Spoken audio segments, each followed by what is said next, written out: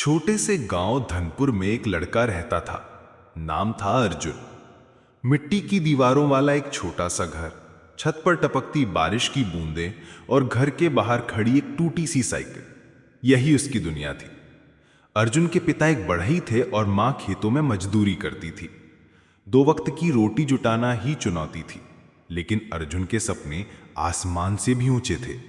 वो पढ़ना चाहता था, कुछ बनना चाहता था और सबसे बड़ी बात, अपने हालात बदलना चाहता था। अर्जुन जब स्कूल जाता था तो कई बार किताबें उसके पास नहीं होती थीं। वो अपने दोस्त विनोद से किताब मांगकर रात को लालटेन की रोशनी में पढ़ता। माँ अक्सर कहती, बेटा पढ़ाई से पेट नहीं भरता, लेकिन अर्जुन हर बार मुस्कुराकर कहता, माँ कभी भर के दिखाऊंगा। वो जानता था कि मुश्किलें आएंगी, मगर वो ये भी जानता था कि मुश्किलों से भागने वाले नहीं, लड़ने वाले जीतते हैं। एक दिन स्कूल में एक प्रतियोगिता हुई, भविष्य का भारत। अर्जुन ने भाषण में कहा, भविष्य का भारत तभी बनेगा जब हर अर्जुन को उसका लक्ष्य मिलेगा, बिना धन के भी, बिना संसाधनों के भी। पूरे स्कूल ने तालियां बजाईं। वह पहली बार मंच पर बोला था और उसकी आवाज में आत्मविश्वास था, अनुभव नहीं। स्कूल की पढ़ाई के बाद अर्जुन ने शहर जाकर कॉलेज में दाखिला लिया। उसका दाखिला तो हो गया, लेकिन पैसे नहीं थे। पिता ने अपनी पुरानी औजारें बेच दी, माँ ने अपने गहने गिरवी रख दिए।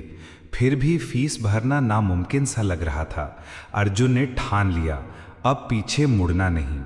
उसने कॉलेज के पास एक छोटी चाय की दुकान पर काम शुरू कर दिया। सुबह कॉलेज, दोपहर दुकान और रात को पढ़ाई, यही उसकी दिनचर्या बन गई। कई बार नींद में लड़खड़ाते हुए गिर जाता, कई बार दुकान का मालिक डांटता कि मग ठीक से धोना नहीं आता, लेकिन अर्जुन के कानों में सिर्फ एक आवाज गूंजती रहती, तू कर सकता है। वो हर सुबह खुद को आईने में देखता और कहता, तू ठोकरें खाकर गिरा जरूर है, मगर अभी टूटा नहीं है। एक दिन कॉलेज में इंटरव्यू आया, एक स्कॉलरशिप का मौका था। अर्जुन ने आवेदन दिया, लेकिन दिल में डर था कि शहर के बच्चे अंग्रेजी बोलते हैं, उनके पास अच्छे कपड़े हैं, मैं क्या करूंगा। मगर फिर उसे माँ की बात याद आई, बेटा तेरी मेहनत तेरा असली कपड़ा है। वो गया, इंटरव्यू दिया और चुन लिया गया। 500 छात्रों में से सिर्फ 3 को स्कॉलरशिप मिली थी और अर्जुन उनमें से एक था। ये उसकी पहली जीत थी। जीत पैसों की नहीं, हौसले की थी। अब उसे भरोसा हो चला था कि हालात चाहे जैसे भी हों, इरादे बुलंद हो तो रास्ते खुद ब खुद बनते हैं। अर्जुन अब कॉलेज की स्कॉलरशिप पाकर शहर की जिंदगी में धीरे धीरे कदम जमा रहा था। वो गांव के सादे माहौल से निकलकर अब उस भीड़ में था जहां हर चेहरा कुछ बनना चाहता था, डॉक्टर, इंजीनियर, अधिकारी, व्यापारी। लेकिन अर्जुन अब भी चाय के कप धोते हुए किताबें पढ़ता था, फटे जूते में क्लास करता और कैंटीन में बैठकर दूसरों की बातों से सीखने की कोशिश करता। एक दिन क्लास में एक प्रोफेसर ने कहा, आज से हर छात्र को एक प्रेजेंटेशन देना है, मेरे जीवन का उद्देश्य। अधिकतर छात्र डर गए, अर्जुन भी घबराया।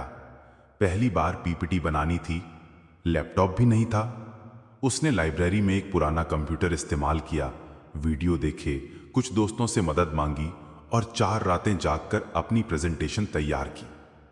प्रेजेंटेशन के दिन वो मंच पर खड़ा हुआ, पसीना बह रहा था, लेकिन आंखों में चमक थी। उसने बोलना शुरू किया, मेरा जीवन का उद्देश्य सिर्फ एक है, अपने जैसे हजारों गरीब छात्रों को यह यकीन दिलाना कि वो भी कर सकते हैं। मैं बड़ा आदमी नहीं बनना चाहता, मैं वो रास्ता बनना चाहता हूं जिससे दूसरे भी चल सके। पूरा हॉल तालियों से गूंज उठा। प्रोफेसर खुद खड़े होकर बोले, अर्जुन तुमने जो बोला वो तुम्हारे शब्द नहीं, तुम्हारा जीवन बोल रहा था। उस दिन अर्जुन को समझ में आया कि सच्ची प्रेरणा किताबों से नहीं, अपने संघर्ष से आती है। पर जिंदगी इतनी सीधी नहीं होती। कॉलेज के तीसरे वर्ष में अर्जुन की मां बीमार पड़ गई। गांव में इलाज की व्यवस्था नहीं थी। डॉक्टर ने कहा शहर लाओ वरना देर हो जाएगी। अर्जुन भागा गांव, मां को शहर लाया, हॉस्पिटल में भर्ती करवाया। अब फिर पैसों की समस्या सामने थी। स्कॉलरशिप से हॉस्पिटल का खर्च नहीं निकलता था। उसने कॉलेज से छुट्टी ली और एक डिलीवरी बॉय की नौकरी कर ली। दिन में माँ का इलाज, रात में ऑनलाइन ऑर्डर पहुंचाना और फिर थके शरीर से किताबें पढ़ना, यही उसकी जिंदगी बन गई। कई बार वो रोता, थकता, गिरता, लेकिन फिर माँ की आंखों में विश्वास दिखता और चल पड़ता। माँ कहती, बेटा तू अब सिर्फ मेरा नहीं, दूसरों का भी सहारा बन रहा है। 6 महीने तक अर्जुन ने संघर्ष किया। माँ की सर्जरी सफल रही। डॉक्टर ने कहा, यह सब तुम्हारे बेटे की वजह से मुमकिन हुआ है। वो पल अर्जुन के लिए आईएएस क्लियर करने से कम नहीं था। उस दिन उसने खुद से वादा किया, अब मैं सिर्फ अपने लिए नहीं, अपने जैसे लाखों बच्चों के लिए जीऊंगा।